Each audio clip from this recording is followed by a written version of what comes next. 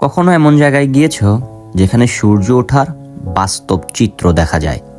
এই সূর্যটা কোনো শহর থেকে দেখা না, এটা দেখা যায় ইন্দোনেশিয়ার এক আগ্নেয় পাহাড় মাউন্ট বাটুর থেকে। ভোর 4টায় ঘুম ভেঙে ঠান্ডা বাতাস আর অন্ধকার পেরিয়ে নীরব পাহাড়ের চূড়ায় একটা নতুন সকাল। এরপর গেলাম ব্ল্যাক লাভা, 1000 বছর আগে আগুনে পোড়া কালো পাথর, আজ শুধুই রহস্য। এখানে প্রকৃতি কথা বলে নীরবতায়, পাহাড়, লেক, মেঘ, যা ক্যামেরায় পুরো ধরা পড়ে না। কিছু জায়গা থাকে যেখানে গেলে মন জুড়িয়ে যায়। এই কারণেই ট্রাভেলে রয়েছে অনেক সুখ। অলরাইট গাইস, চলো জায়গাটা এক্সপ্লোর করি।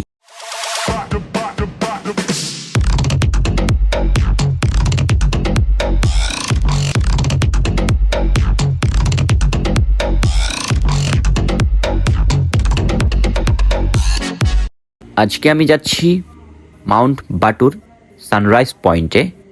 সো এটা এখান থেকে 70 কিলোমিটার দূরে, যেটা কিনা আমি আমার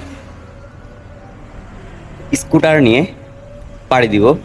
লম্বা একটা জার্নি, ব্যাগে অনেক সামান, ব্যাগ অনেক ওজন হয়ে গেছে, কজ ওখানে আমি একদিন স্টে করবো। কজ ওখানে গিয়ে আবার ব্যাক করাটা আমার জন্য একটু টাফ হয়ে যাবে, কজ ওখানে আমি আরও অন্য অন্য প্লেসগুলো ভিজিট করব। সো এখানেও আমার বুকিং থাকতেছে, এখানে আমি আমার সামানপত্র রাখছি, ব্যাগে যতটুকু নেওয়া সম্ভব নিয়ে আমি রওনা দিচ্ছি। ঘন জঙ্গল আর পাহাড়ি রাস্তা পাড়ি দিয়ে আমি যাচ্ছি আমার গন্তব্য পয়েন্ট মাউন্ট বাটুর সানরাইজ পয়েন্টে। অনেক বৃষ্টি হচ্ছে, তাই আমি এখানে দাঁড়ালাম কিছুক্ষণ বৃষ্টি থামার অপেক্ষায়। মানে কি একটা অবস্থা, বৃষ্টি আমার পিছুই ছাড়ে না, যেখানেই ঘুরতে যাই শুধু বৃষ্টি।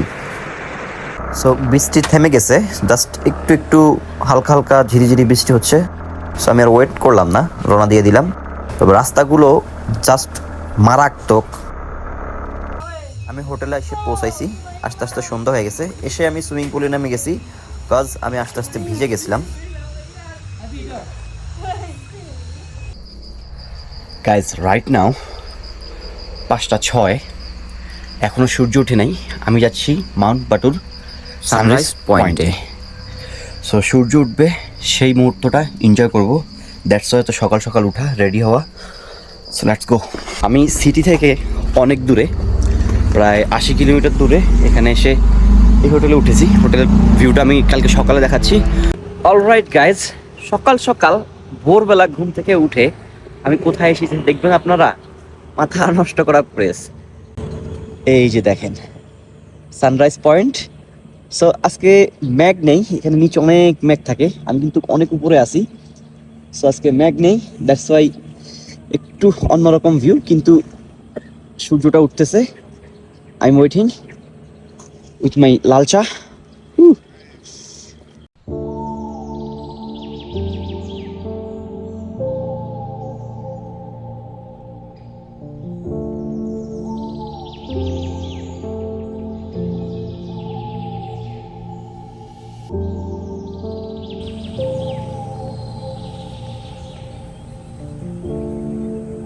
লাইফে ফার্স্ট টাইম কোনো একটা সানরাইজ পয়েন্টে আসছি। সূর্য মামা অল্প একটু দেখা দিয়ে মেঘের ভিতরে ঢুকে গেছে। স্টিল ওয়েট করতেছি যদি সূর্যটা বের হয়। মানে প্রপারলি ভিউটা নিতে পারি নাই, আফসোস থেকে যাবে।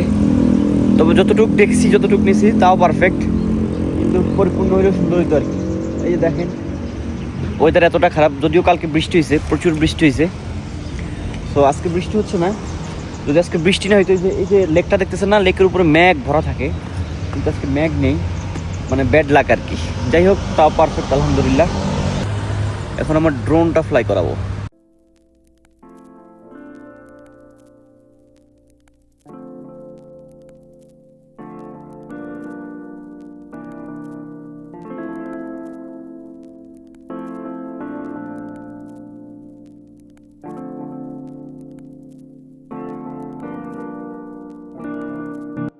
আফটার সানরাইজের 25 মিনিট পরে সূর্য আবার দেখা দিছে, আবার ঢুকে যাচ্ছে। মেন বিষয় হচ্ছে গিয়ে এখন যে আলোটা, এই আলোটা আর একদম শুভ প্রভাতের যে আলোটা, একদম শুরুর দিকে সানরাইজের যেই প্রথম আলোটা, রেড কালারের আলোটা, অনেক ডিফারেন্স। এখন তো সূর্য পুরো চাইতে আছে। যাই হোক, এখন আমি এখান থেকে চলে যাব। গাইজ হোটেলে ব্যাক করতেছি, বিকজ সকালে আমি কিছুই খেয়ে আসি নাই, জাস্ট সানরাইজ পয়েন্টে গিয়ে একটু চা খেয়েছিলাম। সো হোটেলে যেহেতু আমার ব্রেকফাস্টটা ফ্রি, দ্যাটস ওয়াই আমি হোটেলে ব্যাক করতেছি, খাবো, ফ্রেশ হব, দেন নেক্সট প্লেসের উদ্দেশ্যে বের হব। সো এখন আমি হোটেলে যাচ্ছি। গাইজ এটা হচ্ছে আমার মাউন্ট বাটুরের বুক করা হোটেল। অনলি 935 টাকা, বাংলাদেশের 935 টাকায় আগোদা থেকে এই হোটেলটি বুকিং দিয়েছি। রিসোর্টটিতে একটি ছোটোখাটো সুইমিং পুল আছে, যেটার পানিগুলো গরম থাকে অলওয়েজ। আর রুমগুলো ট্রায়াঙ্গেল টাইপের।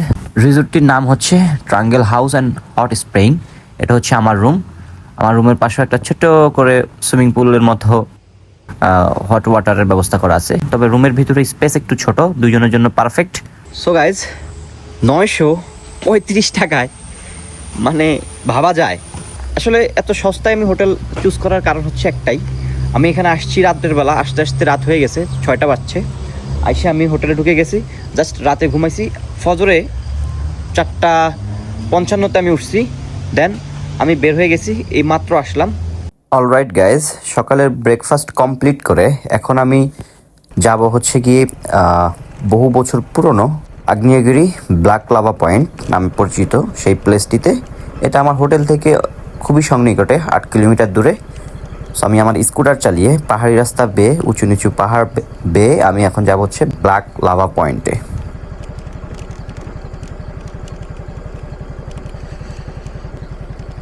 চলে আসছি ব্ল্যাক লাভা পয়েন্টে।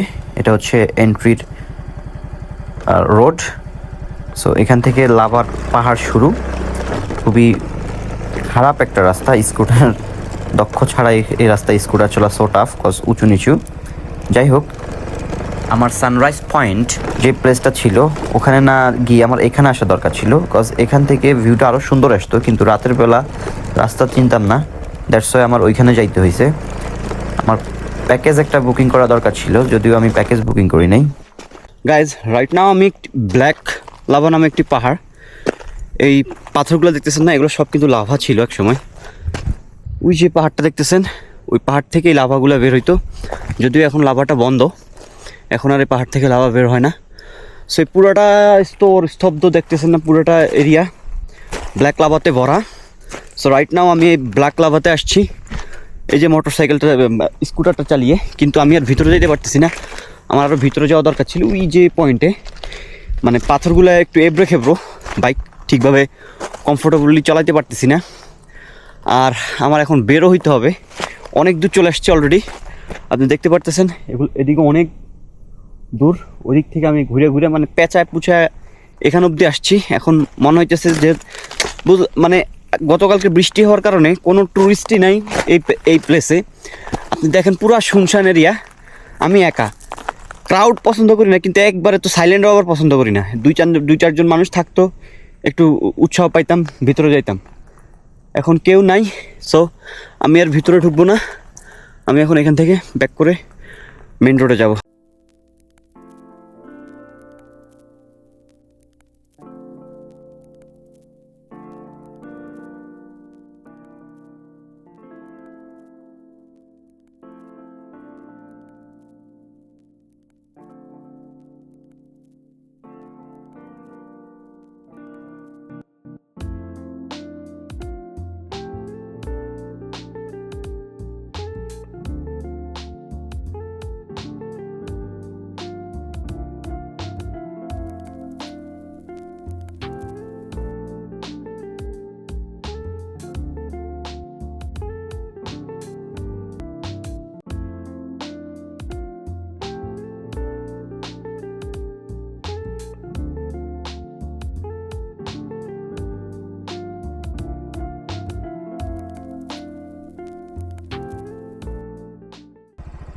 গাইজ আবেগের বশে ঢুকতে ঢুকতে এত ভিতরে ঢুকছি, এখন তো আমি বের হওয়ার রাস্তা খুঁজে পাচ্ছি না, পড়ছি এক মহা মুশকিলে। মানে এমন একটা প্লেস, শুনশান প্লেস, আমি ছাড়াও কেউ নেই। মানে গতকালকে বৃষ্টি হওয়ার কারণে আজকে কেউ এখানে ঘুরতে আসে নাই। সকাল সকাল একটা ঝামেলায় পড়ে গেলাম। এখন ড্রোন উড়িয়ে আমার রাস্তা খুঁজে আমার এখান থেকে বের হতে হবে। আমি একবার একদিকে যাচ্ছি, আধা ঘন্টা থেকে শুধু এইভাবেই মানে আমি ঘুরপাক খাচ্ছি। আমি রাস্তা খুঁজে পাচ্ছি না। এতগুলা রাস্তা আপনি মানে এখানে যেই জিপ গাড়িগুলো চলাফেরা করে ওই গাড়িগুলোর যেই রোড ফলো করে করে আমি বের হওয়ার চেষ্টা করতেছি, কিন্তু বারবারই আমি ধোঁকা খাচ্ছি। সো ফাইনালি আমি ড্রোন উড়িয়ে এক্সিটের যে রোড সেটা আমি খুঁজে বের করে রাইট নাও আমি এক্সিট করলাম। বিশ্বাস করেন আমি ভিতরে হারাই গেছিলাম, একদম পুরা হতভম্ব হয়ে গেছিলাম আমি। এই যে দেখেন ভিতরে একটা জিপ গাড়ি ছিল, কিন্তু মজার বিষয় হচ্ছে সেটা আমার ড্রোনেও আসে নাই। জাস্ট বের হওয়ার সময় তার আমি দেখলাম, মানে একটা গাড়ি ভিতরে ছিল টুরিস্ট সহকারে, সে আমার ড্রোন ফুটেজও আসে নাই। ইভেন কি জাস্ট বের হওয়ার সময় তার আমি দেখলাম। তাহলে বুঝেন কত বড় এরিয়া, আমি হারা যাওয়াটাই স্বাভাবিক। দম ফিরায় পেলাম বাইর হওয়ার পরে, বিশ্বাস আমি জাস্ট ঘুরপাক খাচ্ছিলাম। যাই হোক ফাইনালি বের হয়েছি। এখন আমি যাব আমার নেক্সট স্পটে, সেটা হচ্ছে এমফুপু ক্যাম্প। একটা এই মানে যে লেকটা দেখতেছিলেন নিচে, ওই লেকের পাড়েই একটা সুন্দর এরিয়া আছে যেখানে আপনি ফিশিং করতে পারবেন, ক্যাম্পিং করতে পারবেন এবং কি বিভিন্ন রকমের অ্যাক্টিভিটিসও ওখানে আছে।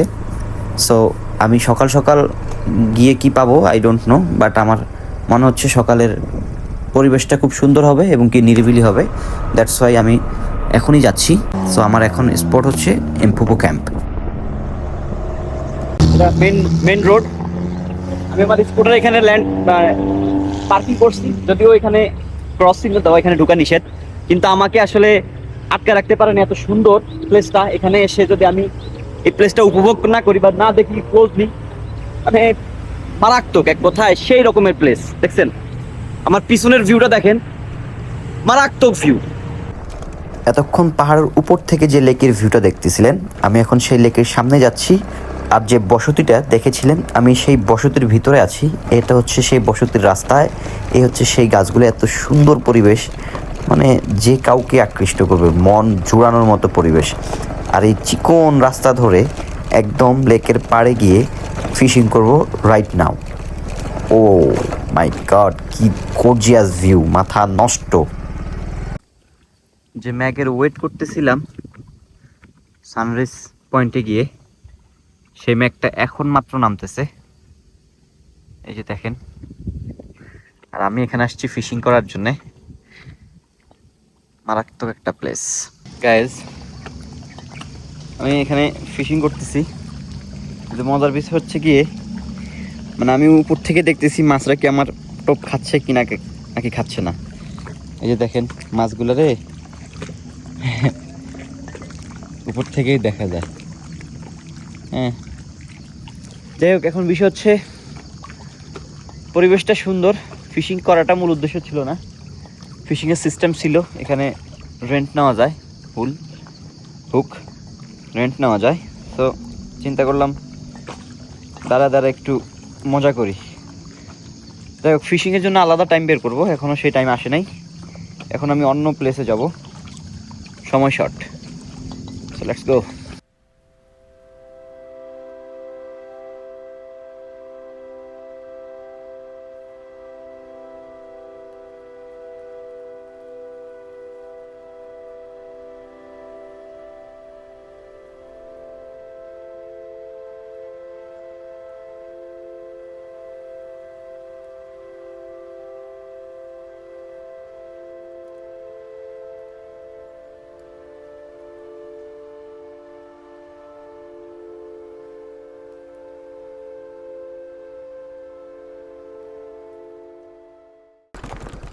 গাইজ প্লেসটা খুবই সুন্দর ছিল, পার্সোনালি আমার খুবই ভালো লাগছে।